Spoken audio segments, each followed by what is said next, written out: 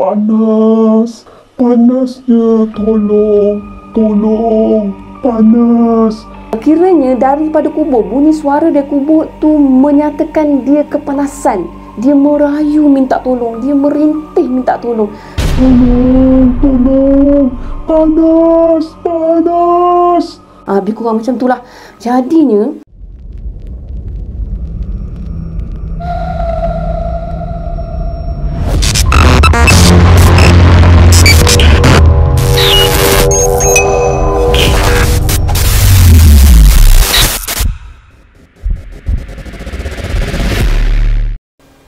Hai, Assalamualaikum korang. Welcome back to Cengkeh Channel dan terima kasih kerana korang sentiasa beri support untuk akak. Dan akak nak ucap terima kasih juga korang kepada subscriber akak yang telah share, yang telah DM dan share cerita untuk akak, termasuk subscriber yang kali ni. Jadi kali ni kan korang, akak nak share satu kisah yang berlaku di satu camp dekat Pantai Timur tau. Kisah dia ni mengenai suara dari kubur. Kalau korang nak tahu kisah ni, korang kena stay tune dengan akak.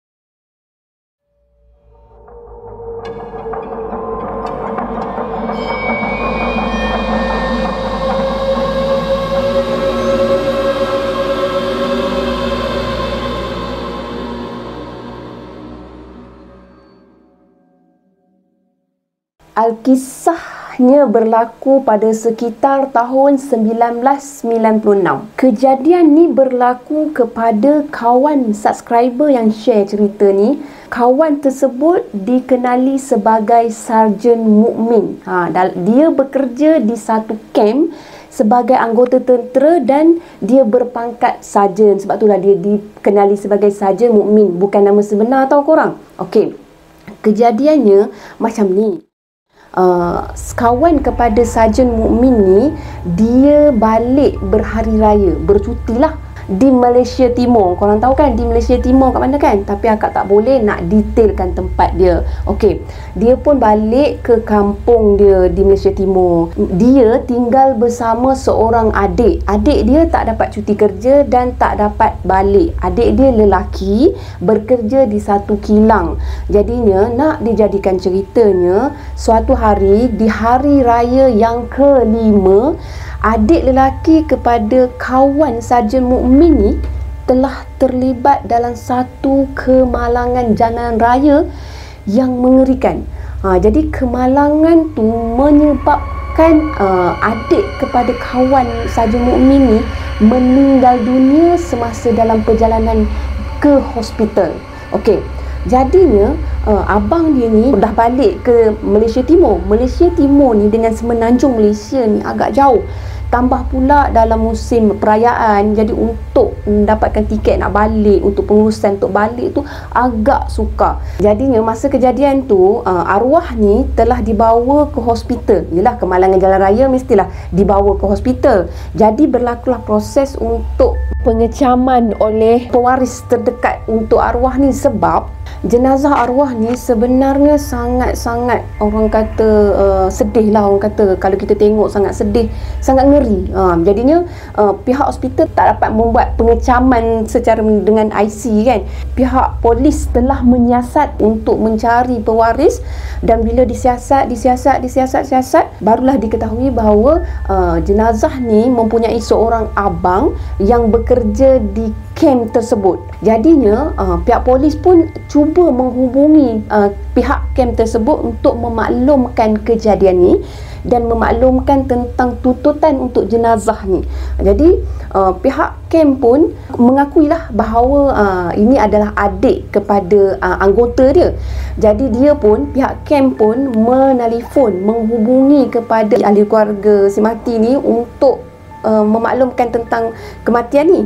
Jadi abang dia ni tak dapat nak balik ke Semenanjung dengan cepat. Mana ahli keluarga pun tak boleh nak balik sebab dalam kekangan masa satu, waktu tempoh bercuti satu, dengan pelbagai halangan. Jadi pihak keluarga telah meminta jasa baik pihak camp untuk menguruskan jenazah adik anggota ni.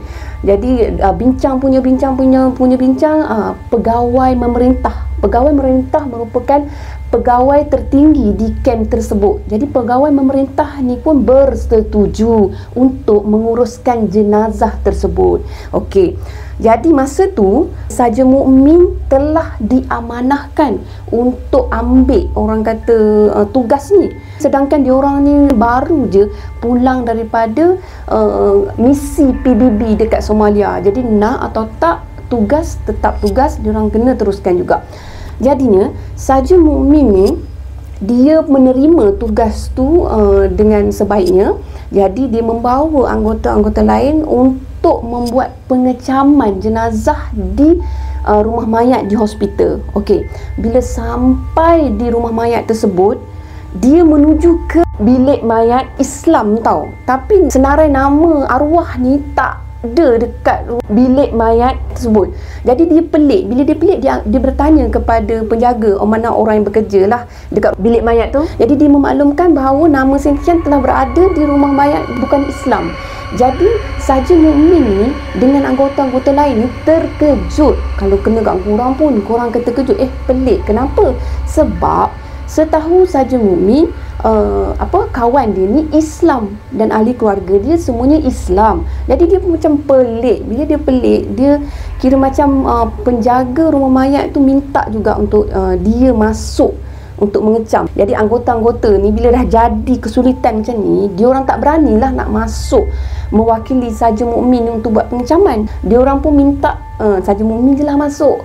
Kita orang duduk kat luar lah, lebih kurang macam tu lah kan. Jadi Saja Mukmin ni nak ke tak nak ke, dia kena hadap benda ni, dia kena pikul benda ni. Jadi dia pun masuk bersama dengan seorang lagi anggota yang ikut dia lah kan.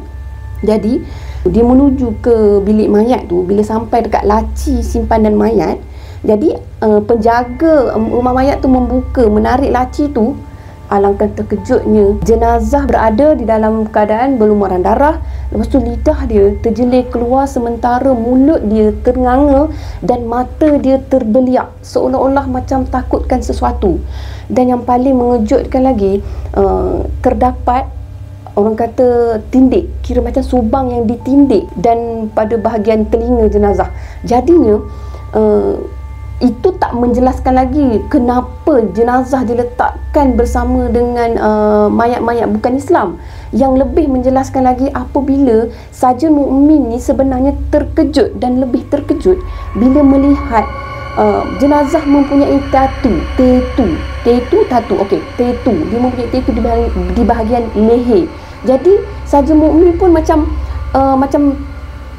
orang kata terkesima, macam tu. Sebab dalam hati dia mengatakan yang Islam je lah, kita pun tak boleh nak menghukum. Mungkin tatu tu dipakai sebelum, macam tu kan.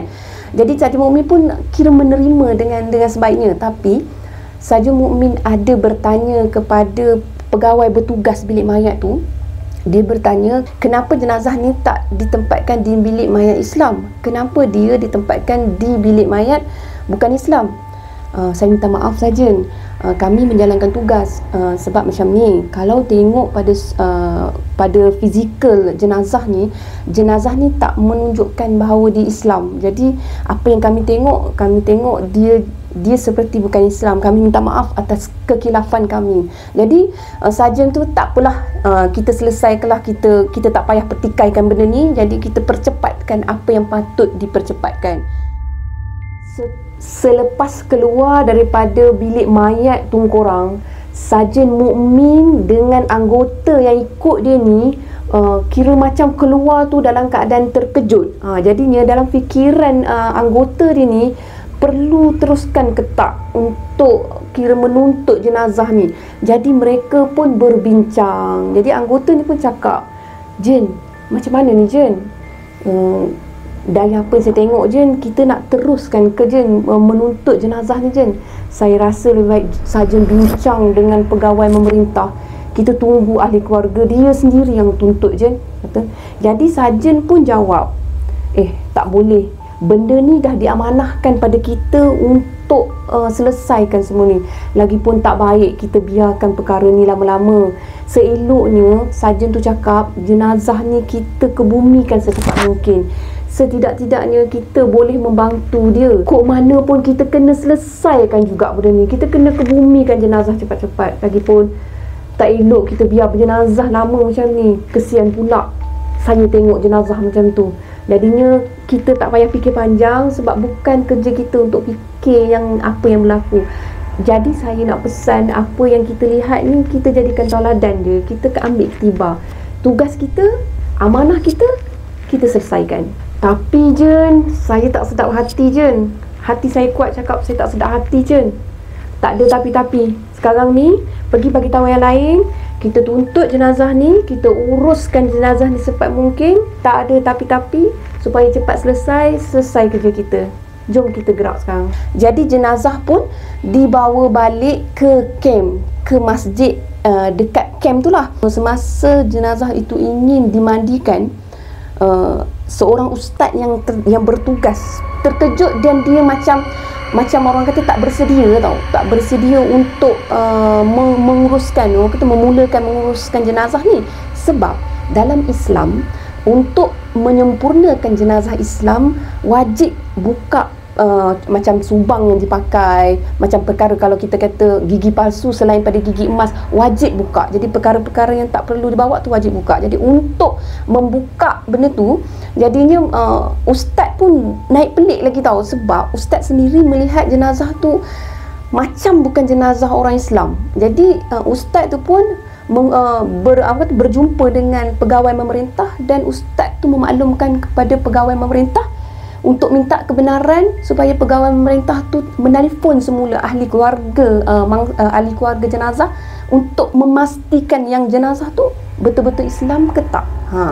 Jadinya pegawai pemerintah dia beralah, sebabnya benda macam ni kan kita kira tolong menolong macam tu kan.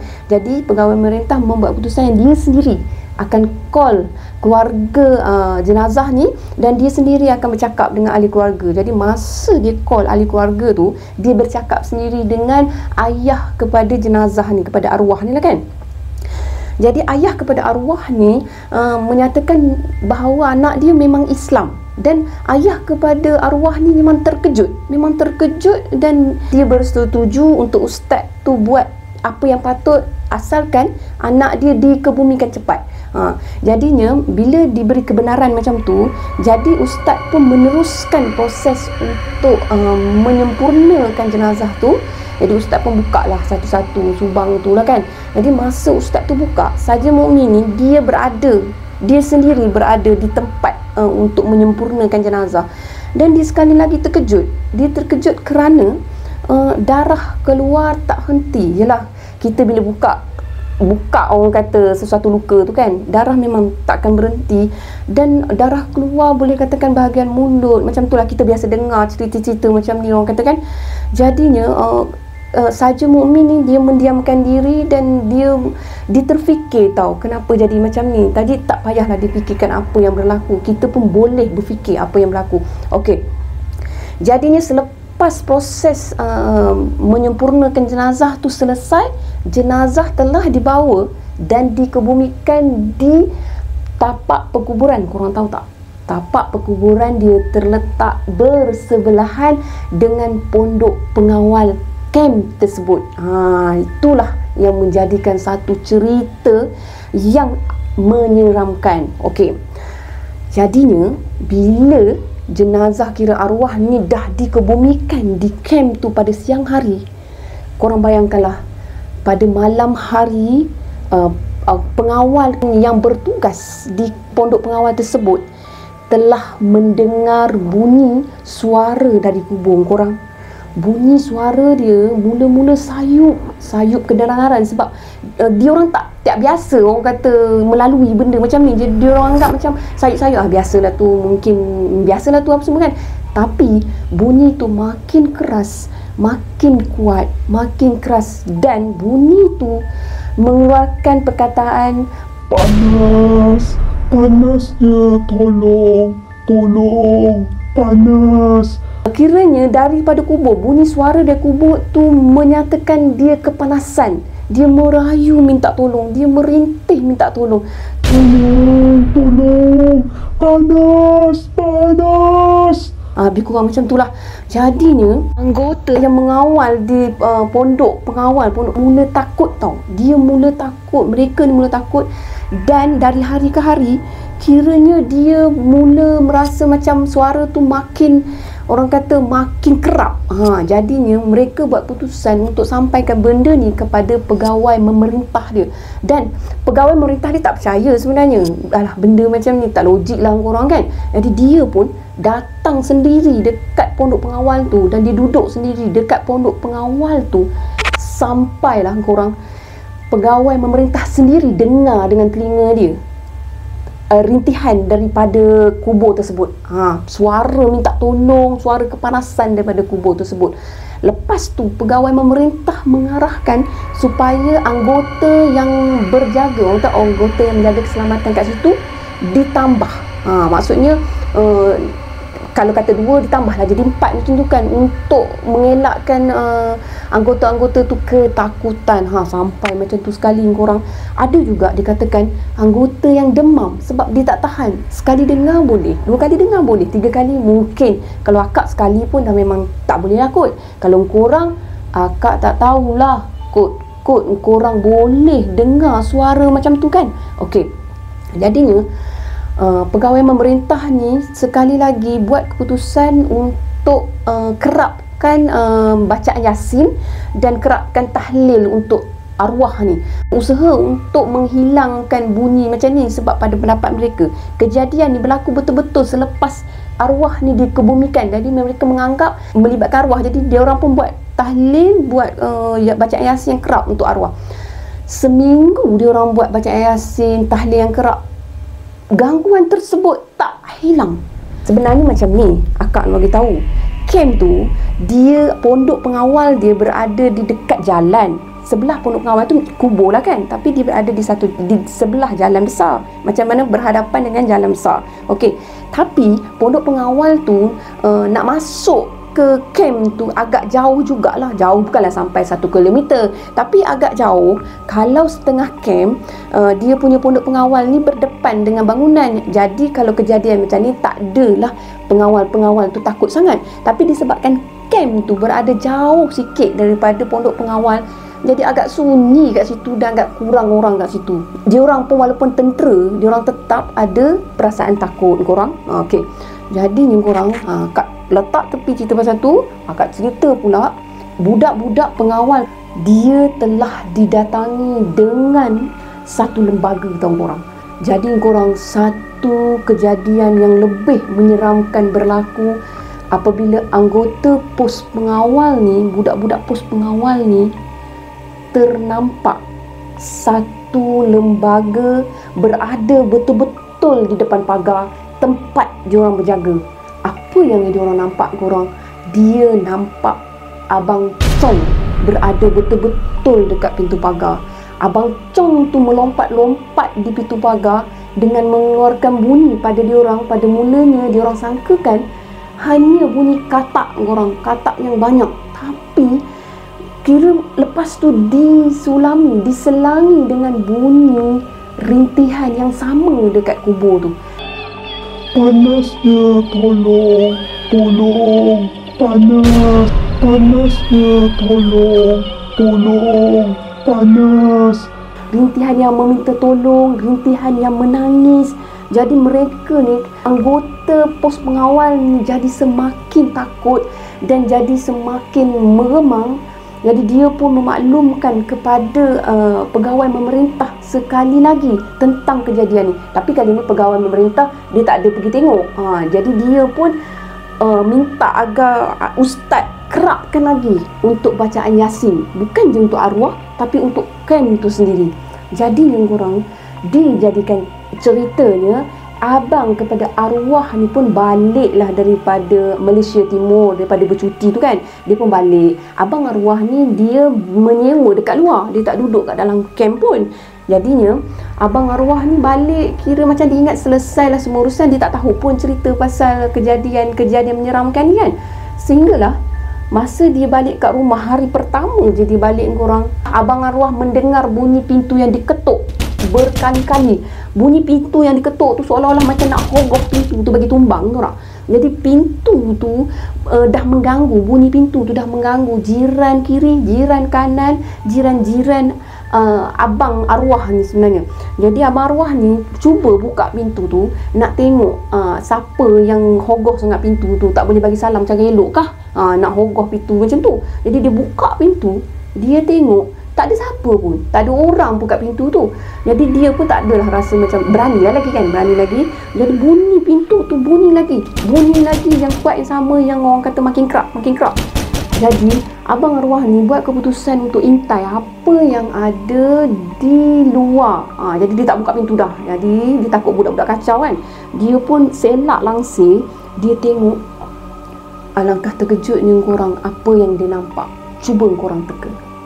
Abang Chong berdiri depan pintu, betul-betul depan pintu, dan Abang Chong tersebut menyerupai, maksudnya muka dia betul-betul mirip dengan arwah adik dia yang paling seram korang. Abang Chong tu masih dilengkapi dengan kain kapan yang dilumuri dengan lumpur. Korang bayangkan kalau korang tengok benda tu terpacak depan mata korang, nampak dengan lumpur yang masih berbau lumpur dia korang. Memang menyeramkan. Sekali abang arwah ni diganggu, dia masih lagi cuba untuk bertahan dalam keadaan berani. Tapi bila seminggu dia diganggu, dia dah tak tahan.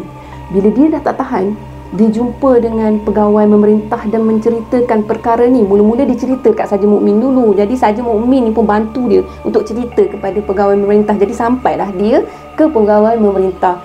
Dan atas unsur kesian, sebab abang arwah ni sebenarnya kerja dia terganggu. Dia jadi macam kemurungan, macam orang kata macam tak sihat atau macam demam-demam. Jadi pegawai memerintah telah memerintahkan dia untuk masuk tinggal di dalam kem, pindah ke dalam kem, dan secepat kilat dia pun pindah ke dalam kem sebab dia pun memang tak berani, sebab yang dia nampak memang jelas muka adik dia. Jadi adik dia dah meninggal, lagilah dia seram. Jadi dia masuk dalam kem, dia tinggal dalam kem. Kali ni kem digemparkan dengan lembaga tersebut. Lembaga Abang Chong tu mengganggu orang-orang kat kem. Dia masih lagi datang, melompat-lompat kat dalam kem, dekat pintu bilik, pintu rumah abang dia ni, nak mengetuk-ngetuk, nak mengganggu, nak ngacau semua. Kali ni kira aduan tu bukan je daripada mulut abang arwah, tapi aduan tu mula dibuat oleh orang sekeliling tau. Kira anggota sekeliling. Dan pegawai memerintah buat keputusan yang dia tak boleh biarkan benda ni lama. Kalau dia biarkan benda ni lama, keadaan kem tu akan jadi lebih, orang kata lebih kecoh dengan benda macam ni. Jadi pegawai memerintah ni pun mencari seorang ustaz yang berada berdekatan untuk membantu dia. Sebab ustaz kat dalam bantu sama, ustaz dekat luar pun bantu sama. Jadi ustaz tu pun datang, ustaz tu pun membaca ruqyah dia, ustaz tu pun kira macam memagar balik semula kem ni. Buatlah apa sahaja usaha. Janji Abang Chong tu dah tak ganggu tau, budak-budak pos mengawal ni dah tak ganggu anggota-anggota dia yang dalam kem ni. Jadi usaha punya usaha, bawa ustaz sana, bawa ustaz sini. Alhamdulillah, satu hari gangguan tu mulai hilang. Maksudnya gangguan tu dah tak ada. Jadi bila gangguan tu menghilang, ustaz meminta kebenaran daripada pegawai memerintah untuk tengok dekat kubur tu.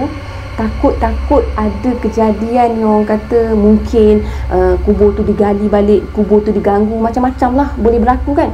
Jadi ustaz bawa lah anggota ni, kira sama-sama pergi tengok dekat kubur tersebut, termasuklah abang kepada arwah ni. Jadi barulah abang ni nak pergi jenguk kan. Jadi pergi ke kubur tersebut. Alangkah terkejutnya sekali lagi korang, alangkah misterinya apa yang mereka nampak pada kubur. Sekali lagi akak cakap, cuba korang teka apa yang berlaku dekat kubur tu.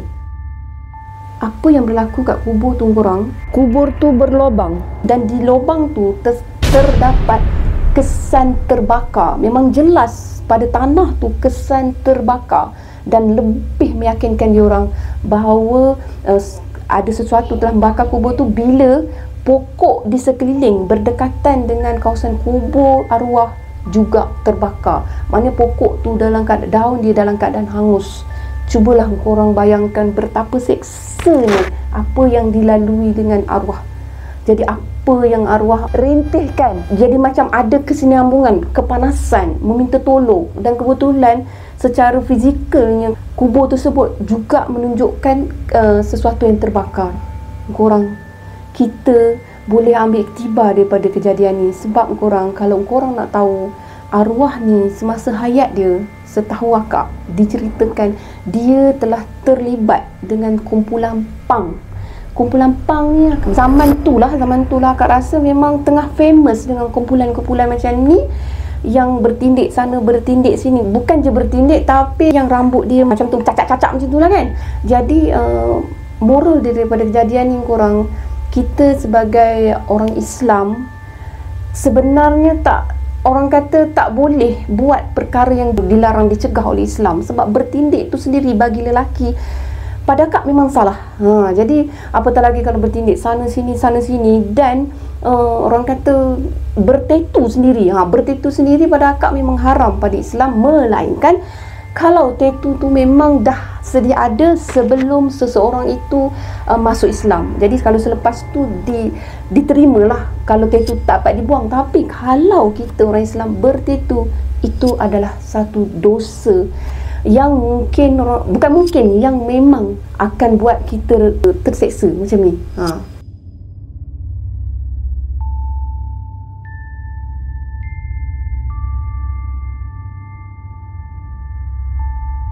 Korang, apa yang boleh kita ambil daripada cerita ni? Yang baik kita jadikan tauladan dan yang buruk kita jadikan sempadan.